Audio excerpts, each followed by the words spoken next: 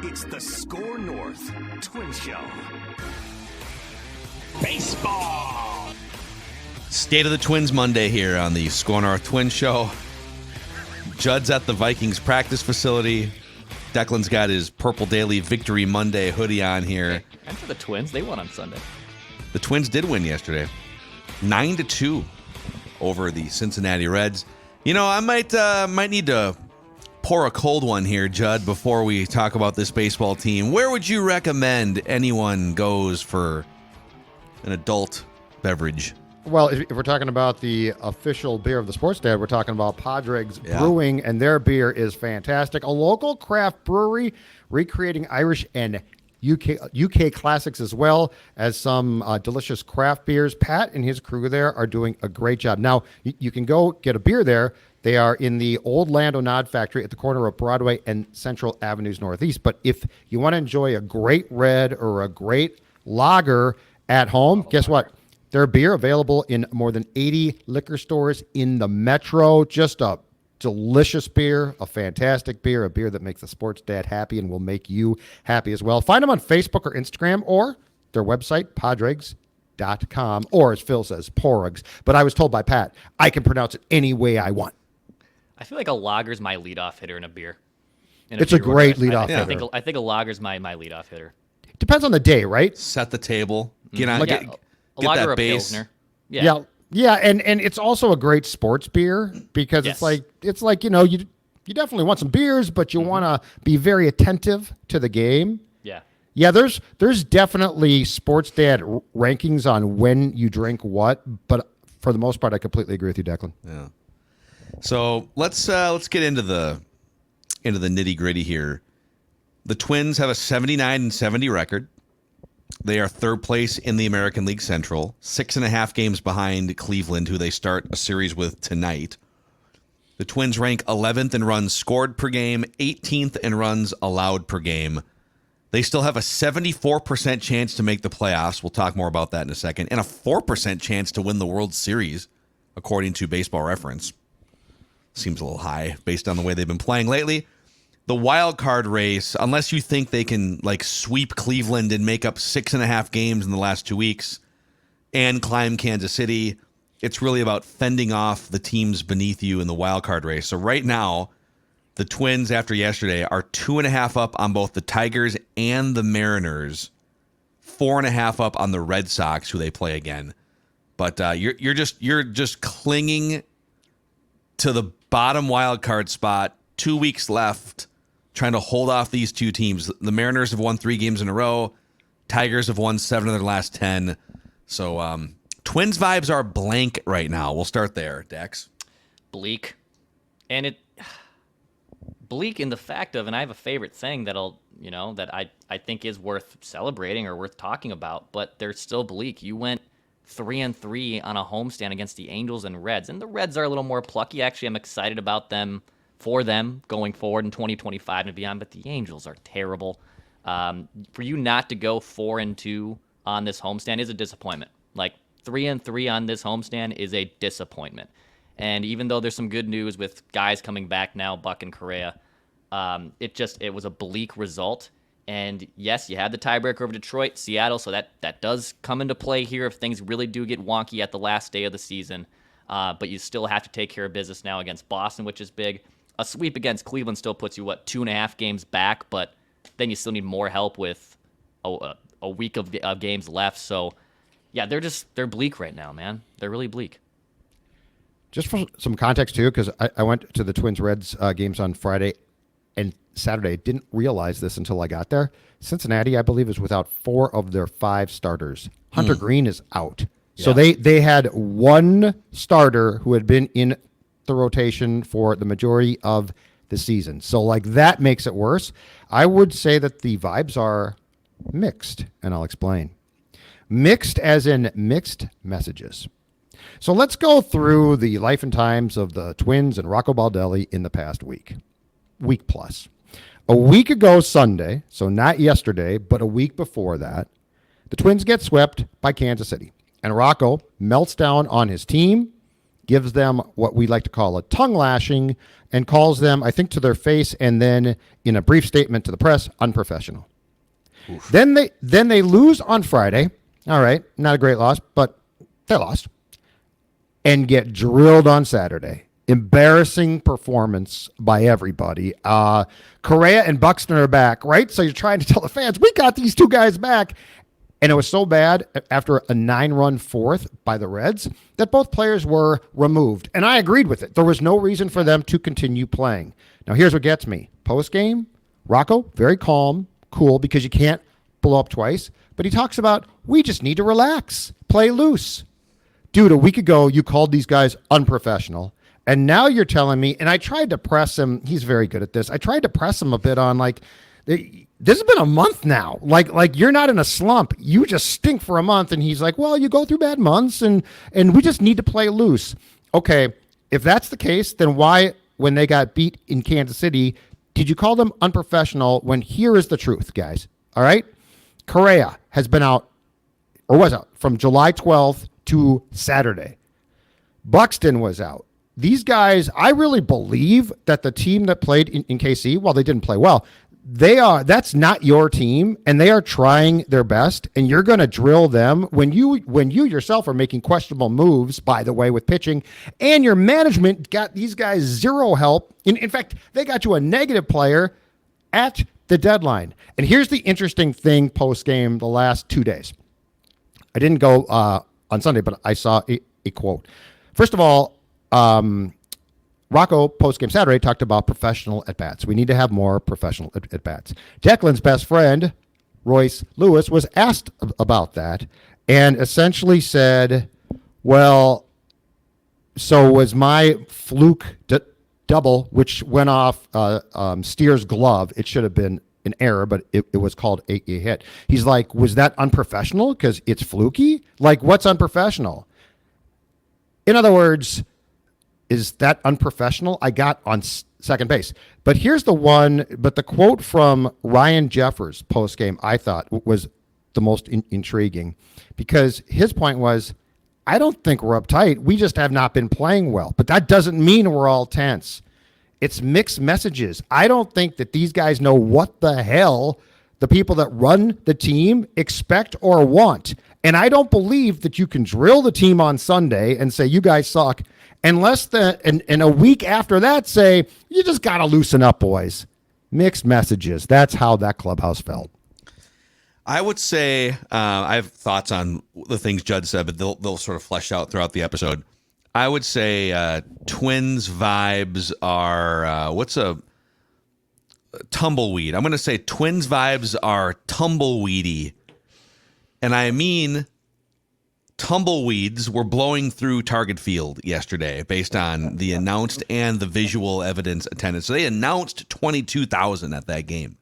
And some of the videos and pictures that I was going through, there ain't no way 22,000 people were there. But that's the lowest Sunday game attendance since like mid-April for the Twins. Now, some of they might say, well, kids are back in school now, and so families aren't going on Sundays. But I think even though this team is likely to make the playoffs, now that the Vikings have started and school has started, I think a lot of people have just kind of said, well, this team has doesn't have my attention captured maybe like it did 3 months ago or at the end of last season, which leads me into it feels like we're all kind of, even though they won yesterday, we're all feeling a little bit negative toward this team. So let's start with the least favorite. Let's just flesh it out.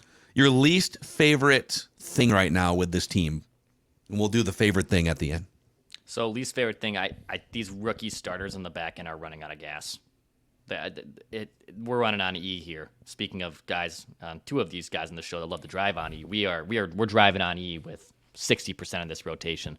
Mm-hmm. Look, I actually like the Twins' chances in games 1 and 2 with Pablo and Ober starting. I really do. I don't think that you're clinging for a prayer on either of those guys. I feel confident that the Twins could win both those games with those guys on the mound if we're just looking at the totality of what they can bring. But if they get to a game 3 and in the wild card round, it would be all hands on deck, probably even a bullpen game. You're pitching for your season, so it's going to be a different strategic game. But if they happen to get to the ALDS or obviously a CS or a World Series, you can't throw Bailey and Pablo every single time.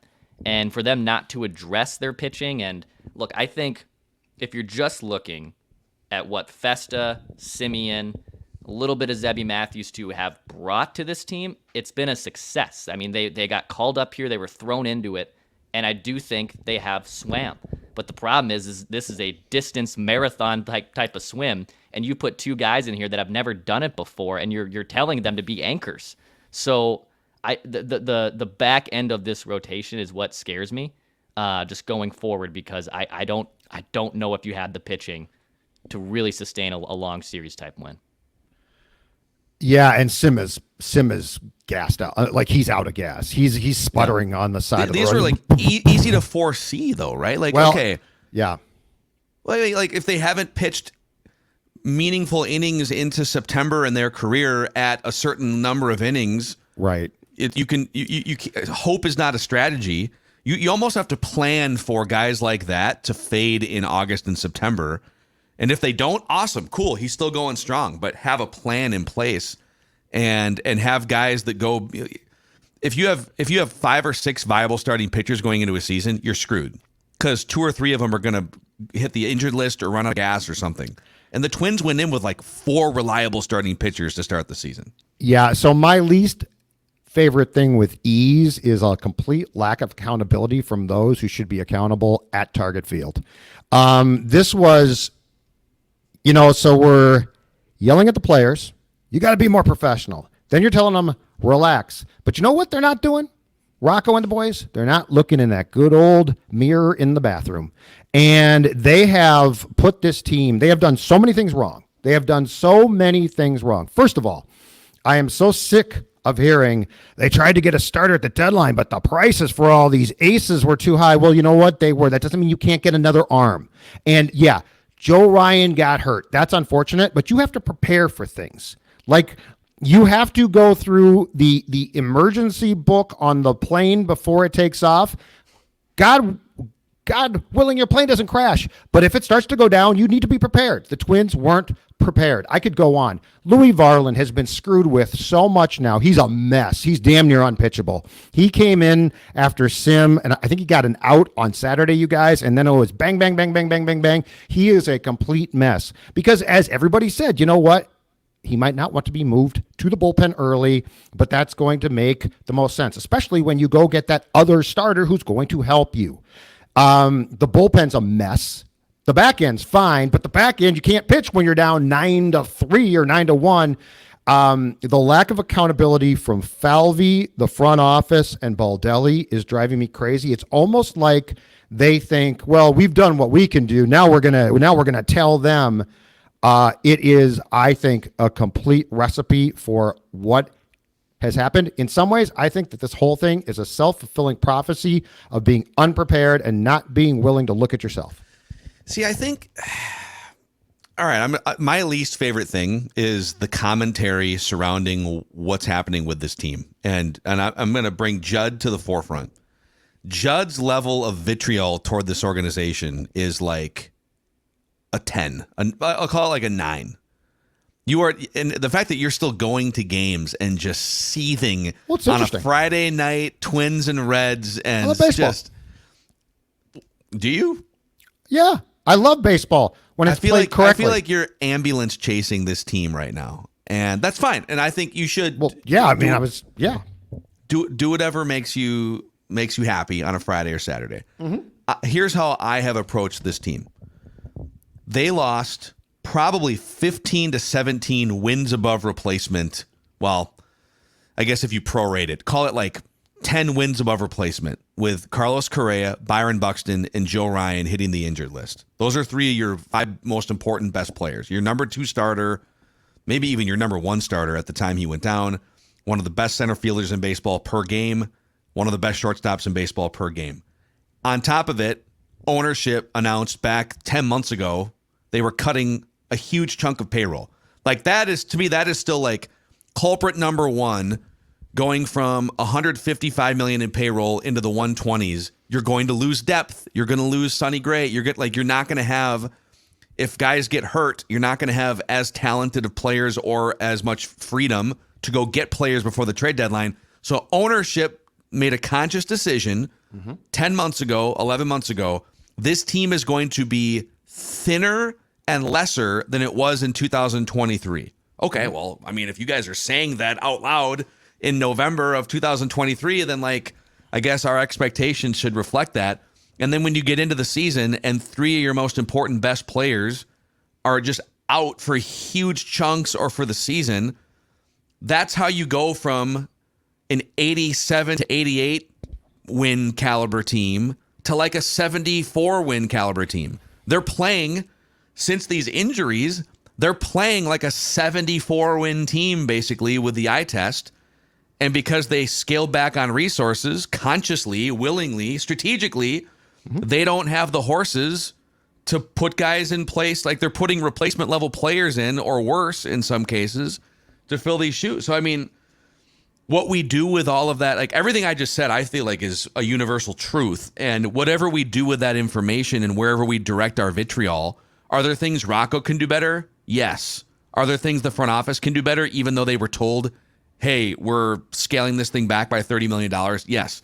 But this all starts with a decision by ownership to cut $30 million off this year's payroll. And does that make everyone else untouchable for criticism? Of course not. Players got to play better. Rocco has not made all the best decisions, but man, like that's a really tough spot to be in as you're trying to build off of something that was very good in 2023. I agree completely, but then don't gaslight me and say we couldn't get a pitcher. That's BS. You could have gotten one. What you're saying is that you couldn't get a high-profile one, which I completely get. And Phil, you're 1,000% right. I mean, this starts with Joe Pohlad saying, hey, the first thing that we're going to do, because, and by the way, we're going to have a TV situation that we're going to F up beyond belief, but we're going to cut payroll. But what I'm saying is, given the circumstances, okay, you're right. Correa's out. That's a shame. All-star. Buxton's out. Not surprising, but a shame.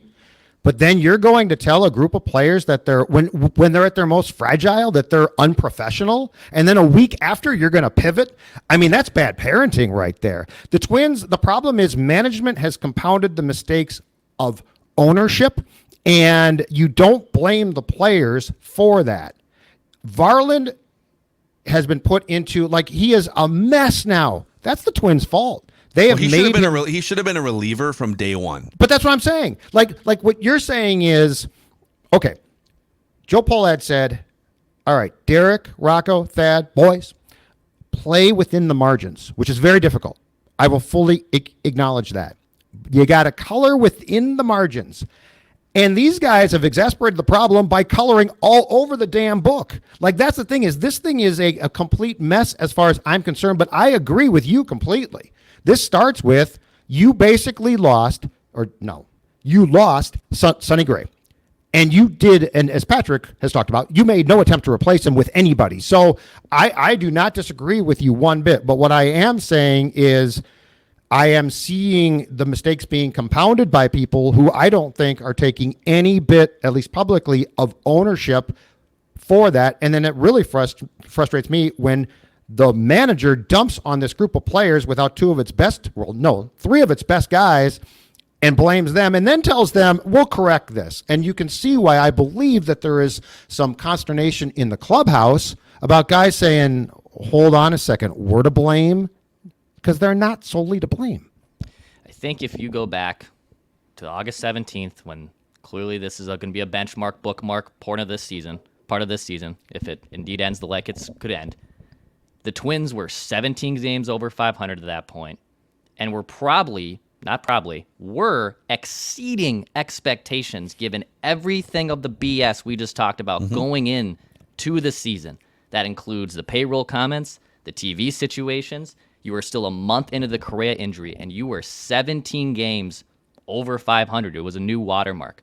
And then that game happens, and since then, it's now September 16th, we have a month of this where you're now playing like one of the 5 worst teams in Major League Baseball, which stinks. But there was a point here where they were exceeding their expectations, and then eventually, once you remove an all-star shortstop, and then Buck was recently injured as well, like this goes to show WAR and wins above replacement and putting out replacement-level players over the stretch of a long season can kill you. And these guys, Brooks Lee, I think he has a bright future. Brooks Lee's bat is awful. It's one of the worst bats in baseball over the last month. They can't play him every single day anymore.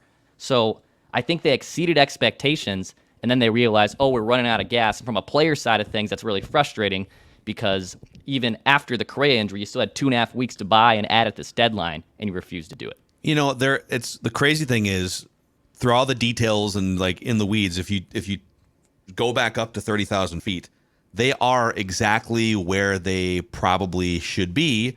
If you were to take a team that won a division, a worse division last year, but they won a division, they won a playoff series, and they were feisty against the Astros, you said, hey, we're going to strip some resources off this thing. And so you're still going to have some good pieces, but what's going to happen is you're going to have razor-thin pitching depth. You're going to have more injuries to Byron Buxton and Carlos Correa. One of your top starting pitchers is going to miss half the season. And you're going to get some contributions from like Carlos Santana, but not enough to make up for the things that you are losing. Where would you estimate this team is at the end of the season? You'd probably said, oh, probably grinding to get that last wild card spot and maybe fighting to get to like 85 or 86 wins, which is where they're at. Like the franchise, the organization has willingly lowered the bar for expectations by taking away resources. And it's just like, you go crazy talking about it and watching it as a fan because, man, this thing could be so much different if you had $30 million worth of extra depth, another starting pitcher, another this, some additional resources financially to go out and swallow a contract at the trade deadline. But the way that they were set up, everything had to operate healthy and smoothly, or they were going to hit choppy waters. And here they are just trying to navigate the choppy waters and the turbulence 2.5 games up on these other teams. Yeah. And back to my plane analogy, you know what this is? I've been told that taking off and landing are tough. Flying the plane, not really that tough. It feels like as things went smoothly, they flew the plane really well. But then as soon as it's like, okay, time to prepare to bring the plane in for a landing, no one knew how to land the damn plane. So they have exasperated their own problems. And that's what's frustrating to watch. And in a lot of ways, I feel like we are all watching, yes, some things, guys being hurt, that are going to take a toll. But I also feel like we're watching a slow motion car crash of nobody knows how to stop this. People are changing their tunes.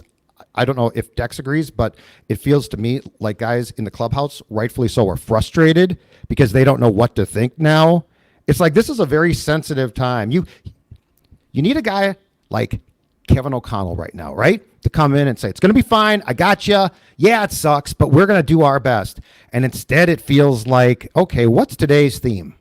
Today's theme is you guys suck. Tomorrow's theme is, hey, just relax though and play well. And so I'm frustrated because there's a lot of things I think that seeing the toll that this is taking were avoidable. But you're right, Phil. It starts with the poll ads. It definitely starts there. You're right about that. But your commentary, it makes it feel like you think Rocco is and maybe I don't think he's like a top 10 manager in the game. I think that's hard to quantify, but you think that like a better Kevin O'Connell type leader in that clubhouse would have them playing several wins better. Like that is sort of the tone of your comments. I disagree with that. I think his entire approach has been off, but my question is always this.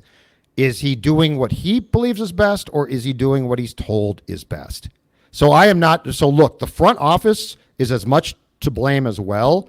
I think that they were all put into what I would call from day one a tough and probably bad situation. I think now that they have no clue what to do, and that's a problem because you've got to figure it out as best as possible. And to your point, when Correa and Buxton go out for lengthy periods of time, your tone towards that team has to change. Yeah. Another thing I would say, like if I'm Rocco, I'm looking at front office and ownership and I'm saying, guys, we are in the middle of a playoff race. And I am starting every fifth day a dude who was pitching an A-ball back in May. Yeah, that's exactly right. Yeah. That's right, too. Like what? While these other teams are running out legitimate starting And rotations. perhaps he is. Perhaps he is. But yeah, I agree. Yeah, I think last thing on this is I think there's been some games over the last month that I've questioned some Rocco decisions, but in general, I think he's doing the things that he wants to do. I don't think he's doing what he's being told to do. He definitely relies on Jace Tingler and Pete Mackey with certain decisions and certain outcomes in games that they're looking ahead on that Rocco can focus on the now. But in general, I think he knows what he's doing, and I don't think he's being puppeteered to make decisions from anyone else above him. We're going to end this show on an optimistic note by telling you our favorite current Twins thing after Declan tells you about his favorite current hotel near the Twins Stadium.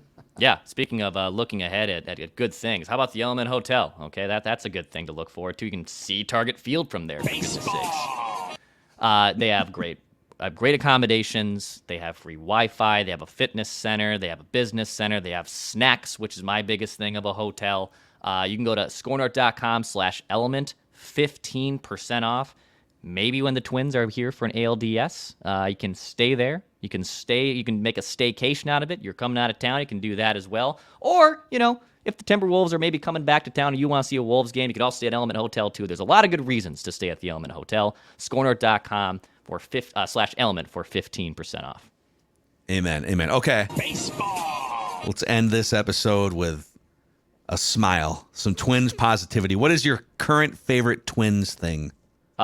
Favorite current Twins thing is that Buck and Correa are back. And even if these guys are at 70% of their percentile, this is a huge stretch, Cleveland and Boston. You might not be able to win your division anymore, but you can go into Cleveland and come out of that feeling pretty good if you win these games. If you take 3 out of 4, a sweep's going to be, asking any team to sweep 4 games is damn near impossible.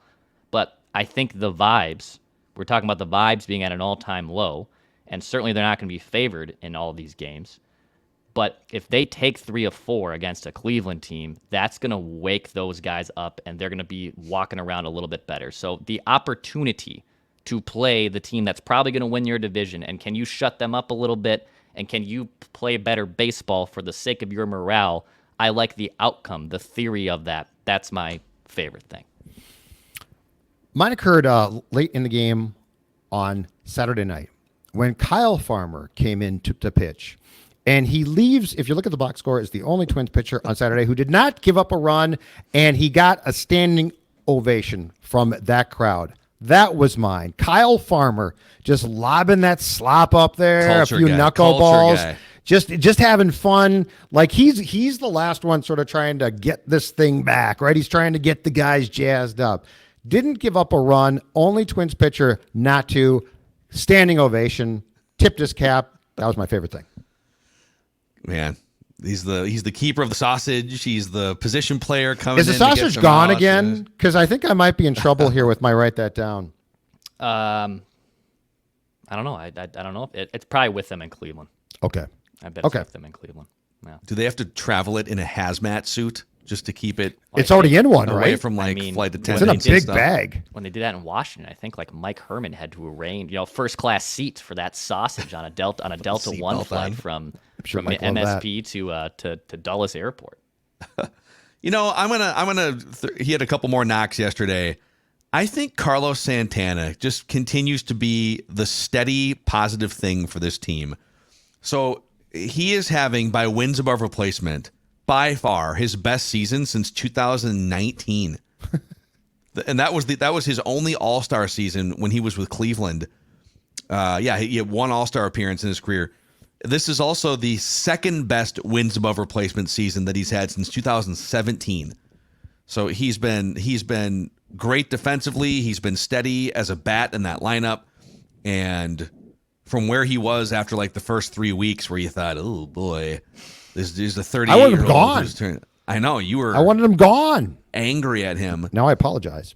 But and then another offensively alone, his best OPS plus also since 2019. So total career resurgence for Carlos Santana. And if they do wind up getting to the playoffs, a guy that could maybe come up with a big hit late in the game. So props to the old man, Carlos Santana. He's like my age. Yeah, he's getting close. Two Getting different close to his shoes. mid-50s. Yeah, no, he's not that He's old. got his sock out of his toe. So, all right, that's a little Twins therapy session. State of the Twins Monday here. Trevor Plouffe Tuesday tomorrow. He's been awesome this season. And if you haven't already, click that subscribe button on the SKOR North Twins Show YouTube channel for near daily Twins therapy as we see if they can hang on for dear life for that third wild card spot. See you guys.